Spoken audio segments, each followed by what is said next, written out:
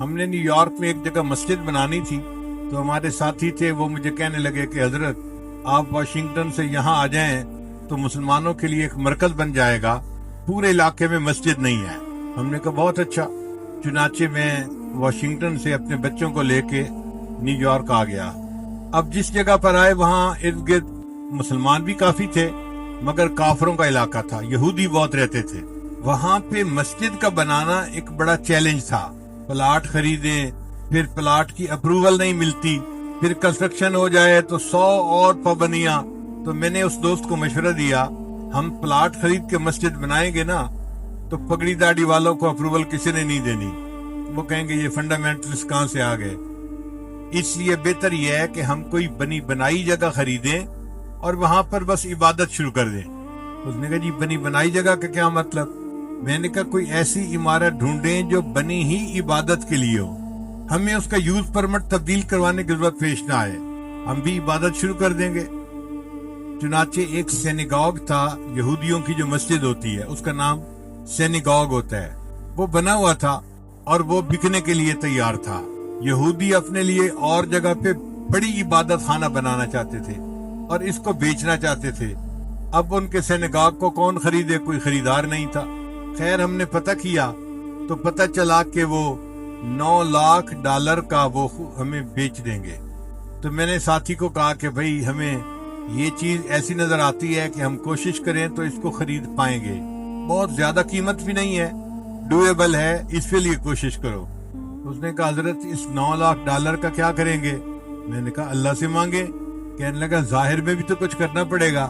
میں نے کہا دیکھو بھائی، ظاہر میں جو یہ فنڈ ریزنگ ہے نا، یہ ہم نے تو کبھی کی نہیں، چندے کی اپیل ہم نے کبھی کی نہیں۔ الحمدللہ ہم نے اپنے بزرگوں سے یہی سیکھا ہے کہ اللہ سے مانگو، اللہ دے گا، تو بس ہم اب بھی اللہ ہی سے مانگیں گے، بندوں سے نہیں مانگیں گے۔ اس نے کہا حضرت اس کا کوئی طریقہ؟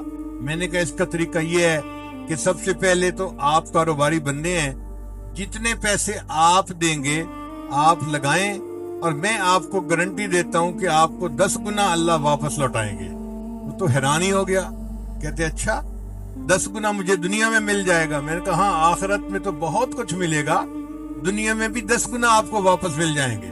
کہنے لگا پھر تو میں ہمت کرتا ہوں۔ وہ گیا، اس نے جا کے بیوی سے مشورہ کیا، بچوں سے مشورہ کیا، سب کے اکاؤنٹ میں جتنے پیسے تھے تو اس نے $9 لاکھ اکیلے بندے نے پورے کر کے میرے پاس آ گیا۔ حضرت میں نے اپنے اکاؤنٹ سے، بیوی کے اکاؤنٹ سے، بچوں کے اکاؤنٹ سے جتنے پیسے تھے سب اکٹھے کر لیے ہیں اور $9 لاکھ میں نے جمع کر لیے ہیں۔ میں نے کہا ٹھیک ہے، پھر کل چلیں گے، پیمنٹ کر کے اس کو خرید دیں گے۔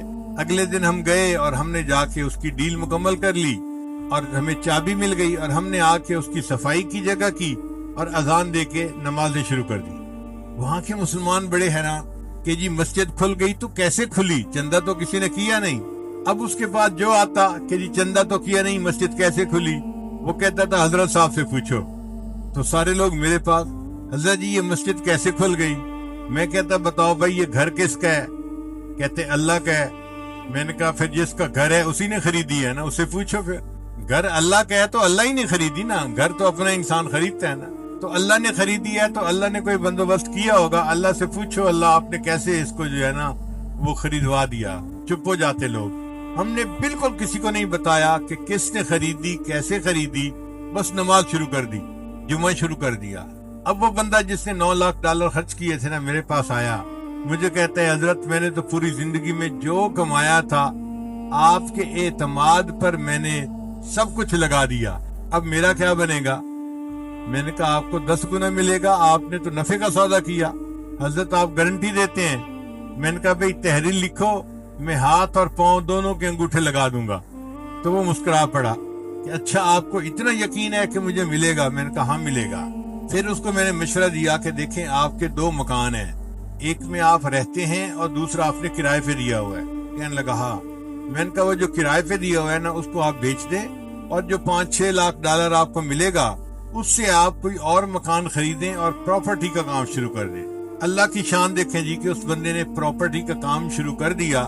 ایک مکان میں اللہ نے پروفٹ دیا، پھر دوسرے میں دیا، پھر تیسرے میں دیا۔ 3 سال گزرنے کے بعد ایک دن فجر کی نماز کے لیے آیا، مجھے کہنے لگا حضرت آپ کی ذمہ داری پوری ہو گئی۔ میں نے پوچھا میری ذمہ داری کیسے پوری ہو گئی؟ کہنے لگا حضرت اس وقت میں $9 ملین کی پراپرٹی کا مالک ہوں، اللہ نے مجھے 10 گنا واپس پیسے لوٹا دیے ہیں۔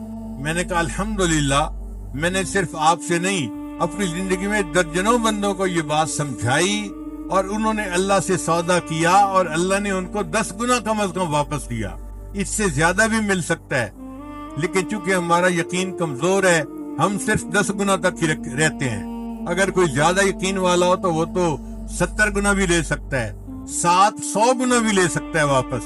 بلکہ واللہ یضاعف لمن یشاء بغیر حساب، اللہ بغیر حساب اس کو واپس عطا فرما سکتا ہے۔ تو یقین کے ساتھ اللہ کے راستے میں خرچ کریں کہ یہ میرے پاس واپس آنا ہی آنا ہے۔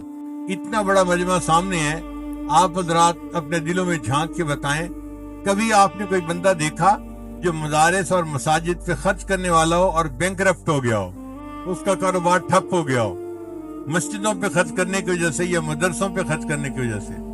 1 سے 2 فیکٹریاں تو ہوتی ہیں، دکانیں بھی 1 سے 2 ہو جاتی ہیں، کبھی کام ٹھپ نہیں ہوا جو اللہ کے راستے میں خرچ کرتا ہے۔ کیوں کہ اللہ نے قرآن میں فرما دیا وما انفقتم من شیء فهو یخلفہ، تم اللہ کے راستے میں جو خرچ کرو گے اللہ تمہیں اس کا بدلہ دے کر رہے گا۔